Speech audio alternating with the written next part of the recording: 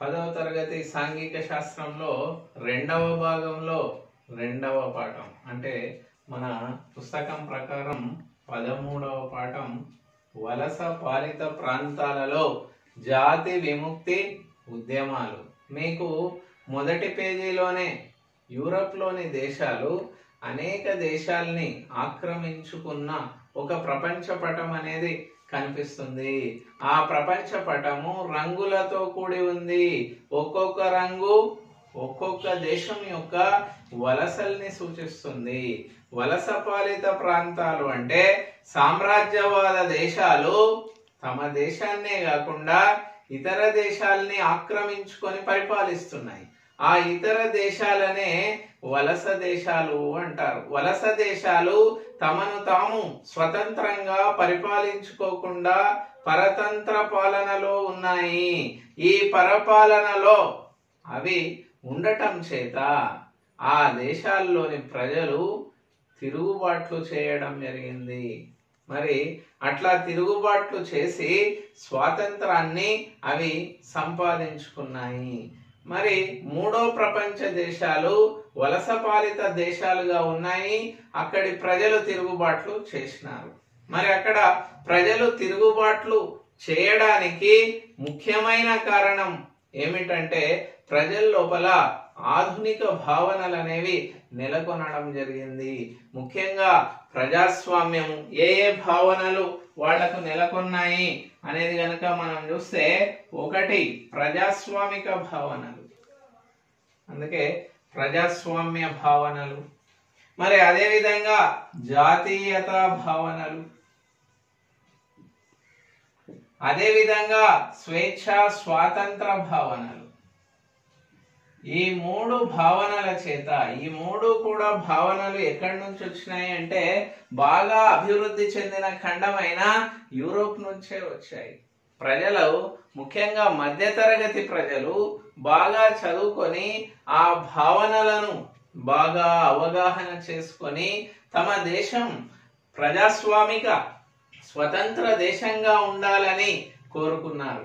అందులో భాగంగానే అక్కడక్కడ జాతి విముక్తి ఉద్యమాలు అనేవి జరిగినాయి. మరి ఆ జాతి విముక్తి ఉద్యమాలు ఒక్కొక్క దగ్గర ఒక్కొక్క విధంగా జరిగినాయి. మరి మన పాఠంలో ముఖ్యంగా రెండు దేశాలని గురించి ఇవ్వడం అనేది జరిగింది. మొదటిది చైనా, రెండవది నైజీరియా. మరి చైనా నిజానికి ఒక వలస పాలిత దేశంగా ప్రత్యక్షంగా లేదు. చైనాను రాజవంశీకులు, యుద్ధ ప్రభువులు పరిపాలిస్తూ ఉండేవాళ్ళు. మరి అట్లాంటి చైనాలో మరి ఎట్లా ఒక స్వాతంత్రోద్యమం వచ్చింది? విదేశీ పాలన ప్రభావితంగా ఉన్న చైనాలో ఎట్లా మరి స్వతంత్రం అనేది వచ్చిందో ఇప్పుడు చూద్దాం. మరి మొట్టమొదట చైనాను గనక గమనిస్తే చైనా లోపల పరిస్థితులు ఏ విధంగా ఉండేవి? చైనాను రాజవంశీకులు చాలా నాళ్ళు పరిపాలించినారు. చైనా బాగా వెనుకబడిన దేశంగా ఉండేది. పారిశ్రామికంగా కూడా వెనుకబడిన దేశంగా ఉండేది. చైనా తనను తాను గొప్ప సామ్రాజ్యంగా అభివర్ణించుకుంటూ ఉండేది. కానీ చైనాను యుద్ధ ప్రభువులు, గణతంత్ర విప్లవం తర్వాత యుద్ధ ప్రభువులు పరిపాలించడం మొదలుపెట్టినారు. ఈ యుద్ధ ప్రభువులు మరి చైనాలోకి విదేశీ శక్తుల్ని అనుమతించవలసి వచ్చింది.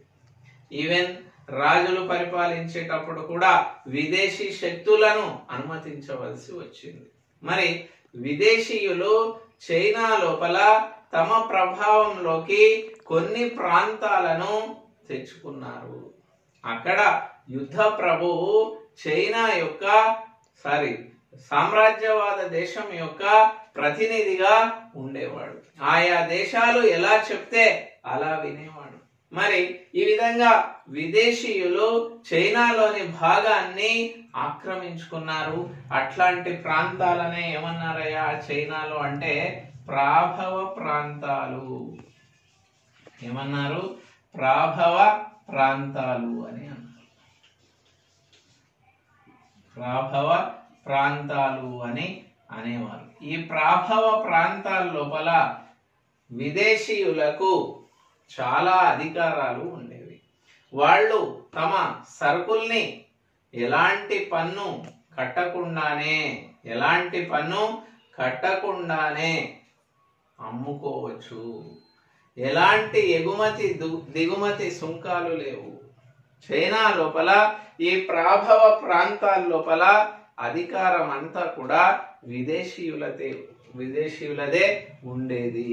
అట్లాంటి ప్రాభవ ప్రాంతాల్లోని ప్రజలు చాలా దోపిడీకి గురి అయినారు. మరి విదేశీయులకు ఆ ప్రాంతాలు లాభాన్ని చేకూర్చే ప్రాంతాలుగా ఉండేవి. మరి అదే కాకుండా మిగతా చైనాలో కూడా విదేశీ శక్తులు తమ యొక్క సరుకుల్ని అమ్ముకునేవి. అంటే చైనా ఒక మార్కెట్ గా రాను విదేశీ శక్తులకు, సామ్రాజ్యవాద శక్తులకు ఒక మార్కెట్ గా అది రాను లొంగిపోయింది. ఆ మార్కెట్ అనేది మరి విదేశీ శక్తులకు ఎంతగానో లాభాల్ని చేకూర్చింది. అటువంటి చైనా లోపల ప్రజలు ఆ సామ్రాజ్యవాద శక్తులతో విసిగిపోయినారు. అదే విధంగా అక్కడ పరిపాలిస్తున్న రాజవంశీకులను, యుద్ధ ప్రభువులను కాదనుకొని మరి కొత్త భావనల్ని అలవర్చుకోవడం జరిగింది. ఆ కొత్త భావనలు ఏమిటి, మరి ఆ మార్పులు ఏమిటి అనేది చూసినట్లయితే చైనా లోపల మొట్టమొదట జరిగిన మార్పు ఏమిటయా అంటే గణతంత్ర ఏర్పాటు.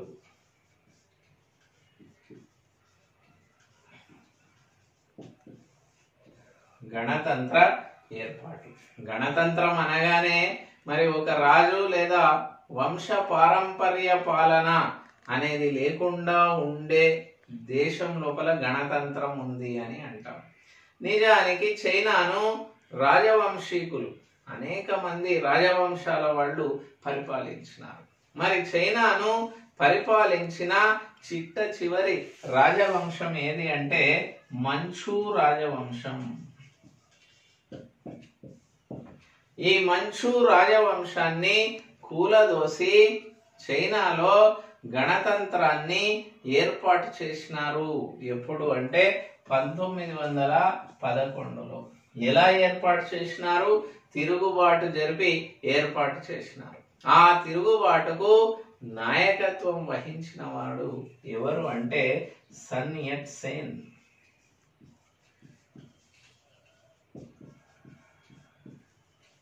ఈ సన్ యట్ సెన్ ను చైనా ఆధునిక నిర్మాత అని పిలుస్తారు.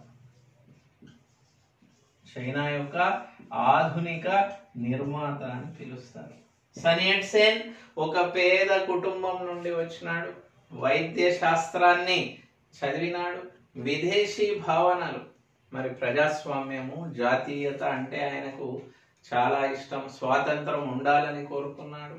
ప్రజలు చాలా అణచివేయబడుతున్నారని ఆయన చాలా అలజడి, ఆందోళన పడుతూ ఉండేవాడు. చైనాను సామ్రాజ్యవాద శక్తుల నుంచి విముక్తి కావించాలని ఆయన అనేక విధాలుగా ఆలోచించి ఆయన ముఖ్యంగా 3 సిద్ధాంతాలని తీసుకొని వచ్చినాడు. సన్ యట్ సెన్ ఎన్ని సిద్ధాంతాలు తెచ్చినాడు? 3 ముఖ్యమైన సిద్ధాంతాల్ని ప్రతిపాదించినాడు. ఒకటి ఏమిటంటే సన్, ఇంకొకటి మిన్, ఇంకొకటి చుయి. సన్ అనగా జాతీయవాదం, మిన్ అనగా ప్రజాస్వామ్యం, చుయి అనగా సోషలిజం లేక సామ్యవాదం. సన్ యట్ సెన్ దృష్టి లోపల సన్ అంటే జాతీయవాదం, అంటే విదేశీ శక్తులను పారదోలి తమ దేశం వాళ్లే చైనాను పరిపాలించడం. ఆ తర్వాత మిన్ అనగా ప్రజాస్వామ్యం, రాచరికాన్ని కూలదోసి ప్రజాస్వామ్యాన్ని ఏర్పాటు చేయడం. చుయి అనగా సామ్యవాదం. చైనాలోని ముఖ్యంగా పరిశ్రమల్ని, భూమిని మరి పేద ప్రజలకు పంపిణీ చేయటం, భూ సంస్కరణలను చేపట్టడం, ఈ 3 సిద్ధాంతాల్ని ఆయన ప్రవేశపెట్టి మరి ఆయన ఒక ఉద్యమాన్ని నిర్మించి చైనా గణతంత్రాన్ని ఏర్పాటు చేయటంలో ప్రముఖ పాత్రను పోషించినాడు. కానీ ఆ గణతంత్రం చాలా నాళ్ళు నిలవలేదు. ఆ గణతంత్రాన్ని మరి మళ్ళీ యుద్ధ ప్రభువులు కూలదోయడం జరిగింది. దాంతో యుద్ధ ప్రభువుల పరిపాలన చైనాలో నెలకొని ఉన్నది. ఈ యుద్ధ ప్రభువులు విదేశీ శక్తులకు బానిసలుగా ఉండేవాళ్ళు. మరి ఇటువంటి అనిశ్చితికర పరిస్థితుల లోపల చైనా లోపల ప్రజలు ఒక కొత్త ఉద్యమాన్ని ముందుకు తీసుకొని వచ్చినారు. ఆ కొత్త ఉద్యమాన్ని ఏమని పిలుస్తారే అంటే మే 4 ఉద్యమం.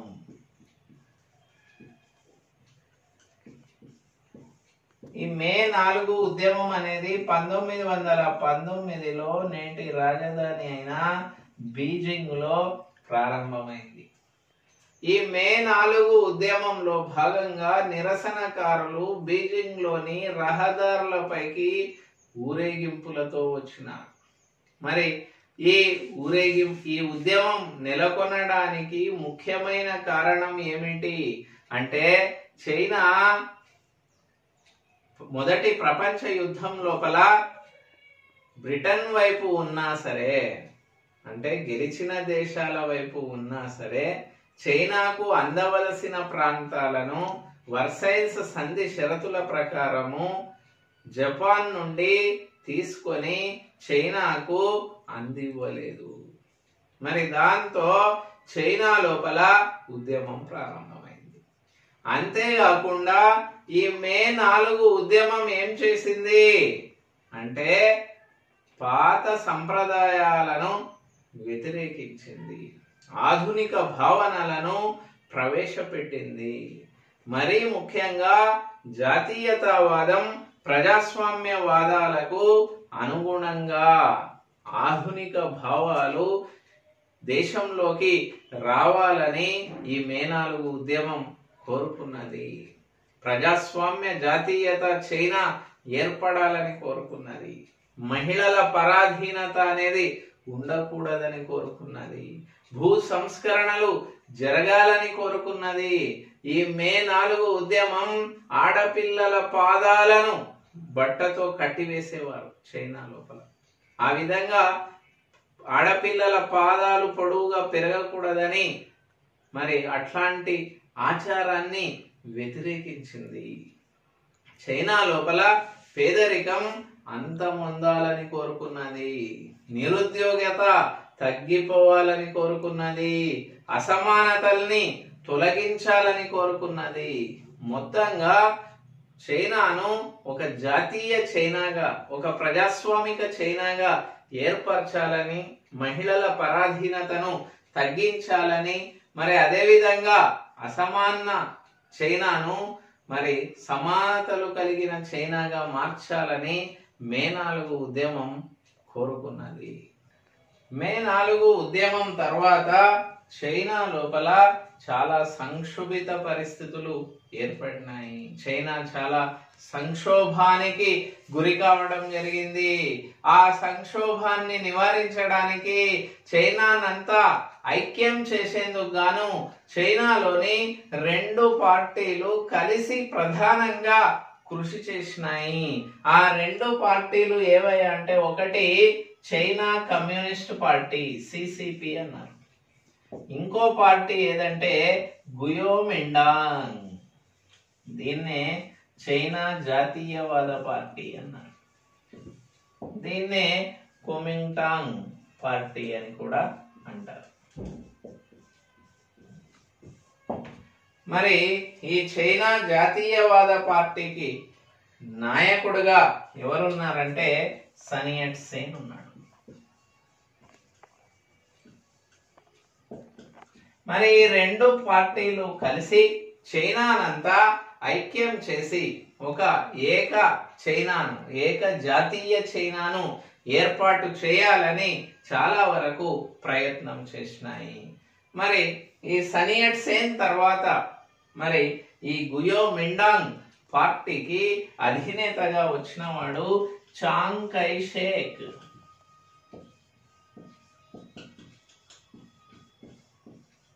ఈ చాంగ్ కై షేక్ కూడా మొట్టమొదట్లో మరి ఈ పార్టీ యొక్క సిద్ధాంతాలను ప్రచారం చేసినాడు. మరి ఈ పార్టీ మొట్టమొదట ప్రధాన అవసరాలుగా 4 ప్రధాన అవసరాలను గుర్తించింది. చైనా ప్రజలకు ఏమేం కావాలి అంటే, 1 కూడు, గూడు, గుడ్డ, రవాణా. 4 ప్రధాన అవసరాలు. ఆ ప్రధాన అవసరాలను తీర్చడానికి చైనా లోపల జాతీయ చైనా ఏర్పడాలి. అందుకోసం 2 పార్టీలు కలిసి పనిచేయాలని తీర్మానించుకున్నాయి. ఆ దిశలోనే పనిచేస్తూ పోయాయి. మరి చాంగ్ కై షేక్ ఏమని ప్రచారం చేసినాడయ్యా అంటే, మరి కలిసి పనిచేసే భావనను మనమంతా పెంపొందించుకోవాలని ప్రచారము చేసినాడు. మనమంతా పెంపొందించుకోవాలని ప్రచారం చేసినాడు. ఈ 2 పార్టీలు అదే కాకుండా యుద్ధ ప్రభువులను తీసివేయటం, యుద్ధ ప్రభువుల పాలన నుండి చైనాను విముక్తి చేయడాన్ని కూడా అవి కోరుకోవడం అనేది జరిగింది. ఇటువంటి పరిస్థితుల లోపల చైనా లోపల పారిశ్రామిక నగరం అంటే ముఖ్యంగా ఈ గుయో మిండాంగ్ పార్టీ యొక్క పునాదులు ఎక్కడ ఉండేవంటే నగరాలలో, పట్టణాలలో ఉండేవి. అట్లాంటి నగరాలలో ఒక పారిశ్రామిక నగరం ఏది అంటే షాంఘై. షాంఘై నగరం. మరి షాంఘై నగరంలో అత్యధిక పరిశ్రమలు ఆనాడు నెలకొని ఉండేవి. ఈనాడు కూడా అక్కడ అత్యధిక పరిశ్రమలు ఉన్నాయి. మరి అక్కడ 5 లక్షల మంది కార్మికులు ఉండేవాళ్ళు. ఈ కార్మికులు ముఖ్యంగా చిన్న చిన్న పరిశ్రమల్లో పనిచేస్తూ ఉండేవాళ్ళు. వీరే కాకుండా మధ్యతరగతి ప్రజలు కూడా ఉండేవాళ్ళు. వీళ్ళు చిన్న చిన్న వర్తకాలు చేసేవాళ్ళు, దుకాణదారులు, చిన్న చిన్న స్వయం ఉపాధి పనులు చేసేవాళ్ళు. ఈ మధ్యతరగతి ప్రజలనే మరి ఏమనేవారంటే సియావో షిమిన్ అనేవారు. సియావో షిమిన్. ఈ కార్మికులు మధ్యతరగతి ప్రజల్ని సియావో షిమిన్ అనేవారు. కానీ ఈ పరిశ్రమల్లో పనిచేసే కార్మికులకు అనేక సౌకర్యాల లేమి అంటే సౌకర్యాలు లేకుండా ఉండడం అనేది ఉండేది. వాళ్లకు పని గంటలు అత్యధికంగా ఉండేవి, సెలవులు లేకుండా ఉండేవి, మహిళలకు హక్కులు లేకుండా ఉండేవి, మహిళల శ్రమను అత్యధికంగా దోపిడీ చేసేవారు, సమాన పనికి సమాన వేతనం కూడా ఉండేది కాదు, మహిళలకు రావాల్సినంత వేతనం ఇచ్చేవాళ్ళు కారు. మరి ఆరోగ్యంకి సంబంధించి కూడా కార్మికుల ఆరోగ్యానికి సంబంధించి ఎలాంటి సౌకర్యాలు ఉండేవి కావు. ఇట్లాంటి షాంఘై నగరం లోపల మెల్లగా సంఘాలు పుట్టుకొచ్చినాయి. ఈ సంఘాలు కార్మిక హక్కుల గురించి, మహిళల హక్కుల గురించి, మహిళల పరాధీనతను పోగొట్టడం గురించి, మహిళల సమానత్వాన్ని గురించి మాట్లాడడం ప్రారంభించినాయి. మరి ఈ గుయో మిండాంగ్ పార్టీ అందులో చురుకుగా పనిచేసింది. మరి అక్కడ ఉన్న వాళ్ళనంతా కార్మికులను ఏకం చేసే పని అది చేసింది. ఏకం చేసే పని అది చేసింది. ఆ తర్వాత ఈ గుయో మిండాంగ్ పార్టీ ఇచ్చిన మరి ప్రోత్సాహం చేత కార్మిక వర్గ పార్టీ అయిన కమ్యూనిస్ట్ పార్టీ ఏర్పడటం చేత అట్లాంటి నగరాల లోపల కొత్త భావనలు, ప్రజాస్వామ్యం గురించి ఆలోచించడం, మహిళల సమానత్వాన్ని గురించి ఆలోచించడం, ప్రేమను గురించి ఆలోచించడం అన్ని కూడా ప్రజాస్వామిక పునాది పైన కొత్త భావనల్ని ఆలోచించడం అనేది జరిగింది. మరి అంతేకాకుండా విశ్వవిద్యాలయాలు, ముఖ్యంగా బీజింగ్ విశ్వవిద్యాలయం ఏర్పడటం చేత 1902 నుండి అక్కడ బీజింగ్ విశ్వవిద్యాలయం ఏర్పడింది. ఈ విశ్వవిద్యాలయంలోని విద్యార్థులు ఈ విధంగా ఆధునిక భావనల్ని అర్థం చేసుకొని వాటి గురించి చర్చించడం మొదలుపెట్టినారు. పాత సంప్రదాయాల్ని వ్యతిరేకించడం మొదలుపెట్టినారు. అక్కడి నుంచి ఈ కార్మిక వర్గ చైతన్యం అనేది పెరిగింది. పత్రికలలో కూడా కొత్తగా జర్నలిజం అనేది మొదలైంది. ప్రజా అనుకూల వార్తలు అనేవి రావడం జరిగింది. ఇట్లాంటి సందర్భంలో మరి చాంగ్ కై షేక్ సనియట్ సేన్ సిద్ధాంతాలను వదిలివేసినాడు. మరి ఆయన సంప్రదాయవాదిగా మారడం ప్రారంభించినాడు. ఆయన మహిళల పట్ల పురాతన భావాల్ని కలిగి ఉన్నాడు. ముఖ్యంగా ఆయన మహిళలకు 4 ముఖ్యమైన లక్షణాలు ఉండాలని చెప్పినాడు. ఏమిటి ఆ లక్షణాలు అంటే రూపం, మాట,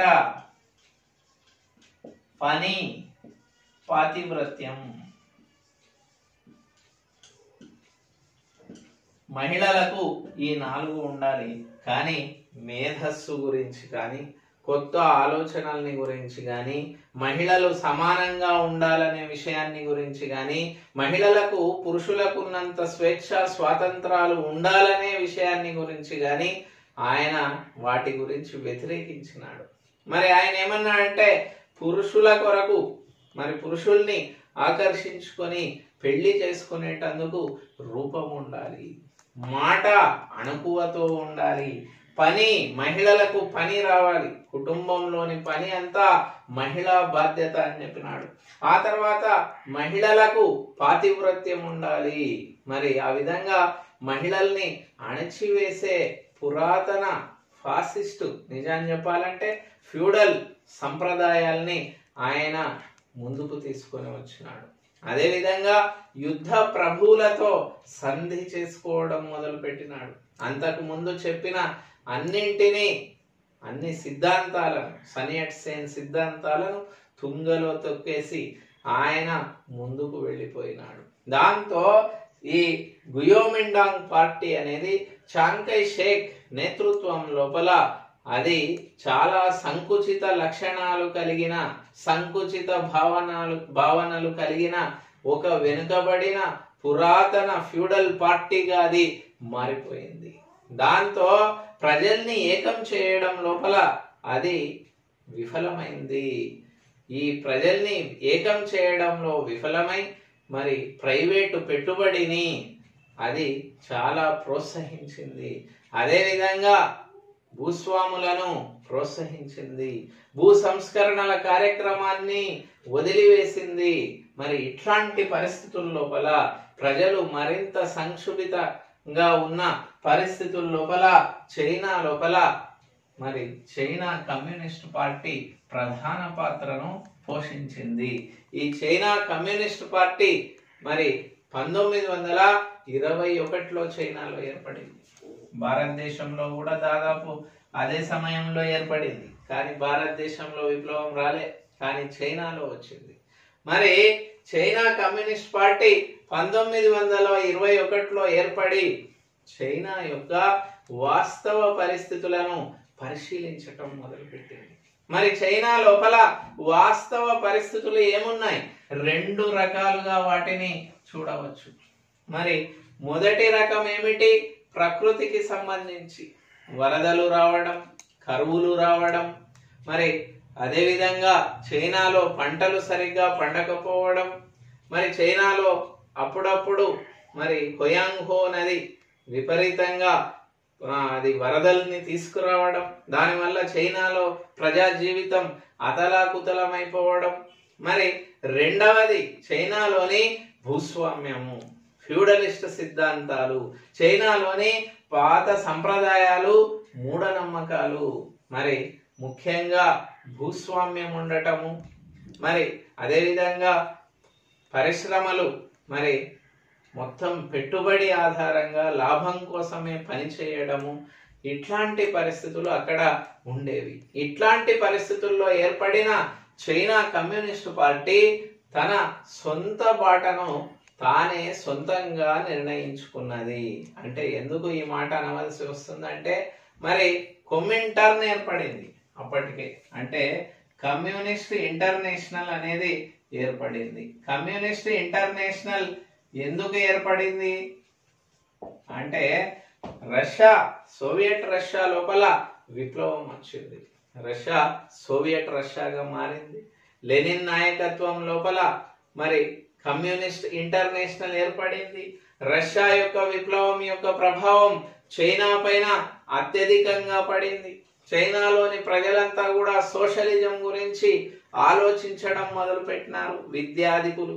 మరి లెనిన్ ఆనాడు మరి కమ్యూనిస్ట్ ఇంటర్నేషనల్ లో పిలుపు ఏమని ఇచ్చినాడు, కమ్యూనిస్టు ఉద్యమాలకు శ్రామిక కార్మిక వర్గమే పునాదిగా నిలుస్తుంది, కార్మిక వర్గమే మరి మార్గదర్శిగా ఉంటుంది అని ఆయన కార్మిక వర్గ వెన్నెముక పైనే మరి విప్లవం విజయం సాధిస్తుంది అని చెప్పినాడు. కానీ చైనా కమ్యూనిస్టు పార్టీ తనదైన పరిస్థితులకు తనదైన సిద్ధాంతాన్ని ఏర్పరచుకుంది. మరి అట్లా తనదైన సిద్ధాంతాన్ని తీసుకోవడానికి, తనదైన సిద్ధాంతాన్ని మరి అనుసరించడానికి కారణం ఎవరు అంటే, అప్పుడు చైనా కమ్యూనిస్టు నాయకుడు, పార్టీ నాయకుడు ఎవరు అంటే మావో సేటుంగ్. మావో సేటుంగ్. మరి ఈ మావో సేటుంగ్ కమ్యూనిస్టు పార్టీకి నాయకుడిగా అప్పుడు ఉన్నాడు. కమ్యూనిస్టు పార్టీ అక్కడ చాలా భిన్నమైన పంతాను అది అనుసరించింది. మావో అక్కడ ఉన్న వాస్తవ పరిస్థితులను అర్థం చేసుకొని మరి కొత్తగా ఏం చేసినాడు మావో అంటే, రైతాంగాన్ని వెన్నెముకగా తీసుకొని ఉద్యమాన్ని, విప్లవాన్ని నడిపించినాడు. ముఖ్యంగా 1928 నుంచి 1945 వరకు చాలా ఉధృతంగా ఉద్యమం కొనసాగింది. అయితే మావో ఎక్కువగా పల్లెటూళ్లలో రైతాంగ సంఘాలను అత్యధికంగా నిర్మించినాడు. ఈ రైతాంగ సంఘాలనే ఏమన్నారు అంటే సోవియట్లు అన్నారు. మరి రష్యాలో కూడా సోవియట్లు ఉన్నాయి, ఇక్కడ కూడా సోవియట్లు ఉన్నాయి. మరి మావో ఈ రైతాంగ సంఘాలనే కాకుండా మరి ఒక సైన్యాన్ని కూడా నిర్మించినాడు. మరి దాన్నే పీపుల్స్ లిబరేషన్ ఆర్మీ అన్నారు. మరి తనకు సంబంధించి అనేక సంఘాలను ఆయన ఏర్పాటు చేసినాడు. ముఖ్యంగా మహిళల కోసం ఆయన అనేక సంస్కరణలను చేపట్టినాడు. ముఖ్యంగా మావో అక్కడ ఇంకొకటి ఏమిటంటే భూ సంస్కరణలను తీసుకొని వచ్చినాడు. భూస్వాముల నుంచి భూమిని తీసుకొని మరి ఆ భూమిని పంపిణీ చేయడం జరిగింది. పేద రైతులకు, భూమి లేని రైతులకు, మహిళలకు విడాకుల చట్టాన్ని తీసుకొని రావడం జరిగింది. ఆ తర్వాత ఒప్పంద పత్రాలు, కొన్ని అమ్మకాలు, కొనుగోళ్ల ఒప్పంద పత్రాలు, వివాహానికి సంబంధించిన వాటిని నిషేధించడం జరిగింది. మహిళలకు హక్కుల్ని కల్పించడం జరిగింది. సమానంగా ఉండేటట్టు మహిళలు తయారు చేసే విధంగా ఆయన సంఘాలను నిర్దేశించడం అనేది జరిగింది. మరి రైతులు ఈయన చేసిన అనేక సంస్కరణల పట్ల చాలా ఆనందాన్ని వెలిబుచ్చినారు. దాంతో రాను రాను ఈ కమ్యూనిస్ట్ పార్టీ బలపడసాగింది, ప్రజల లోపల చాలా ఆదరణను పొందింది. మరి ఈ సోవియట్లు చాలా బలంగా తయారైనాయి. కొన్ని చోట్ల ఈ సోవియట్లే పరిపాలన చేయడం మొదలు పెట్టినాయి. ఇదంతా గమనించిన చాంగ్ కై షేక్ ఏం చేసినాడంటే ఈ సంఘాలను, ఈ కమ్యూనిస్ట్ పార్టీని అణిచివేయడం మొదలు పెట్టినాడు. ఆ అణిచివేతలో భాగంగా ఈ మొత్తం కమ్యూనిస్ట్ పార్టీ ఎక్కడైతే ఉందో దానిని మొత్తం చుట్టివేసినాడు తన సైన్యాల ద్వారా. చుట్టివేత కార్యక్రమం, దీన్నే ఏమన్నారంటే చక్రబంధం అని అన్నారు. దీన్నే చక్రబంధంలో మరి ఆయన చుట్టివేయడం జరిగింది.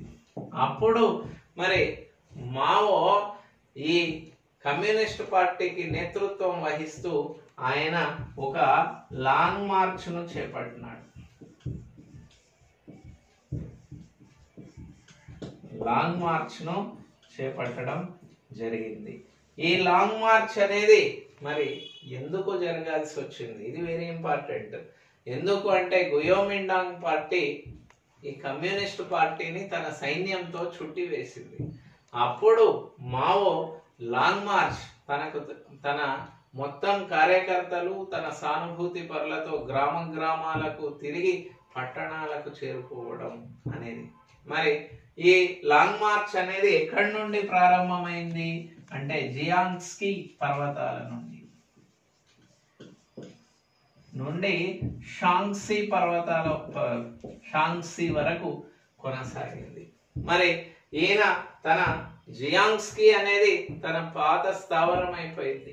ఈ జియాంగ్స్కీ పర్వతాల నుండి ఆయన తిరుగుతూ దాదాపు 6000 మైళ్ళు ప్రయాణించడం జరిగింది. ఇది దాదాపు 1 సంవత్సరం కాలం పాటు జరిగింది. అంటే ఎప్పటి నుంచి ఎప్పటి వరకు 1934 అక్టోబర్ నుంచి 1935 అక్టోబర్ వరకు 6000 మైళ్ళు, దాదాపుగా 9,500 కిలోమీటర్లు ఆయన లాంగ్ మార్చ్ చేయడం జరిగింది. దీర్ఘ యాత్ర చేయడం అనేది జరిగింది. మరి ఈ లాంగ్ మార్చ్ లోపల పార్టీ మరింతగా బలపడటం అనేది జరిగింది. మరి ఈ గుయోమిండాంగ్ పార్టీ మరింతగా బలహీనపడింది. ఈయన యొక్క సైన్యం అంటే మన కమ్యూనిస్ట్ పార్టీ సైన్యం అనేది పెరుగుతూ పోయింది. అయినప్పటికీ కూడా ఈ లాంగ్ మార్చ్ చేపట్టే నాటికి గుయోమిండాంగ్ యొక్క సైన్యం 3 లక్షలు, కమ్యూనిస్ట్ పార్టీ సైన్యం 1,30,000. అయినా గాని ప్రజాదరణ అనేది పెరుగుతూ పోయింది. కమ్యూనిస్ట్ పార్టీ కార్యకర్తలకు ఉన్న అంకిత భావం అనేది చాలా అత్యధికంగా అంకిత భావం అనేది ఉన్నది. మరి ఈయన ఈ జియాంగ్స్కీ నుంచి షాంగ్సీకి వెళ్ళినాడు. మరి షాంగ్సీ ఎక్కడ ఉన్నది అంటే యనాన్ దగ్గర ఉన్నది. ఈ యనాన్ లో అతను ఇచ్చిన ఉపన్యాసం చాలా సుప్రసిద్ధమైన ఉపన్యాసాలు ఇవ్వడం అనేది జరిగింది. మరి అక్కడ ఆయన ఈ లాంగ్ మార్చ్ చేత గుయోమిండాంగ్ పార్టీ కంటే పై చేయిని సాధించినాడు. మరి ఇటువంటి సందర్భం లోపల ఒక గుయోమిండాంగ్ పార్టీకి కమ్యూనిస్ట్ పార్టీకి మధ్య దాదాపు ఒక అంతర్గత యుద్ధం అనేది చెలరేగడం అనేది జరిగింది. ఈ అంతర్గత యుద్ధం లోపల ఎక్కువ మంది పౌరులు పాల్గొనవలసి వచ్చింది. బలమైన పునాది అనేది ఈ విధంగా కమ్యూనిస్ట్ పార్టీకి ఏర్పడింది. ఆ తర్వాత మనకు 1937-45 మధ్యలో పరిణామాలు కొన్ని జరిగినాయి. 1937 తర్వాత మరి రెండో ప్రపంచ యుద్ధం ప్రారంభమైంది. 39కి ప్రారంభమైంది.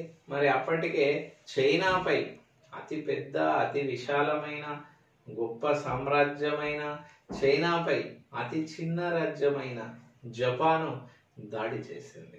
ఆ యుద్ధం లోపల చైనా వెనుకడుగు వేసింది. చైనాలోని అనేక ప్రాంతాలను జపాను లోపర్చుకోవడం అనేది జరిగింది. మరి ఆ చైనాను తరిమి కొట్టడానికి మరి సిసిపి కమ్యూనిస్ట్ పార్టీ మరియు గుయోమిండాంగ్ పార్టీలు చేతులు కలిపాయి. అంత లోపల యుద్ధం లోపల జపాను ఓడిపోవడం అనేది జరిగింది. అమెరికా జపాన్ పైన 2 బాంబులు వేసిన తర్వాత, అమెరికాకు దాసోహమైన తర్వాత జపాను మరి చైనా ప్రాంతాలు చైనాకి రావడం జరిగింది. కానీ చైనాలో మళ్ళీ అంతర్యుద్ధం ప్రారంభమైంది. దేనికి మధ్య? గుయోమిండాంగ్ పార్టీకి, చైనా కమ్యూనిస్ట్ పార్టీకి. కానీ చైనా కమ్యూనిస్ట్ పార్టీ సరైన నినాదాలతో సరైన ఆచరణతో ముందుకు పోవడం చేత చైనా కమ్యూనిస్టు పార్టీ చిట్ట చివరికి అధికారంలోకి వచ్చింది. చాంగ్ కై షేక్ చైనాను వదిలి తైవాన్కు పారిపోవలసి వచ్చింది. చివరిగా చైనా సామ్రాజ్యవాద శక్తుల నుండి తనను తాను విముక్తం చేసుకున్నది. 1949 అక్టోబర్లో చైనా ఒక ప్రజాస్వామిక గణతంత్ర దేశంగా అది ముందుకు రావడం అనేది ఏర్పడడం అనేది జరిగింది. దానికి ముఖ్యుడిగా మరి ఎవరు? మావో సేటుంగ్ ఉన్నాడు. మరి చైనా ప్రధానమంత్రిగా చెవెన్ లై ప్రమాణ స్వీకారం చేసినారు. మరి అది ఏర్పడగానే మొట్టమొదట సామ్రాజ్యవాద శక్తుల నుండి చైనాను విముక్తి చేయడం ప్రారంభించినారు. అంతేకాకుండా భూ సంస్కరణలను చేపట్టినారు. ఈ భూ సంస్కరణలను చేపట్టడం లోపల కొంత హింస కూడా జరిగింది. మరి చైనాకు సంబంధించి ఈ విధంగా చైనా ఒక వలసపాలిత దేశం నుండి ఒక స్వతంత్ర దేశంగా మారింది. మరి చైనా లోపల భూ సంస్కరణలు ఎలా జరిపినారు దాని గురించి మళ్ళీ మనం నెక్స్ట్ క్లాస్లో చూద్దాం.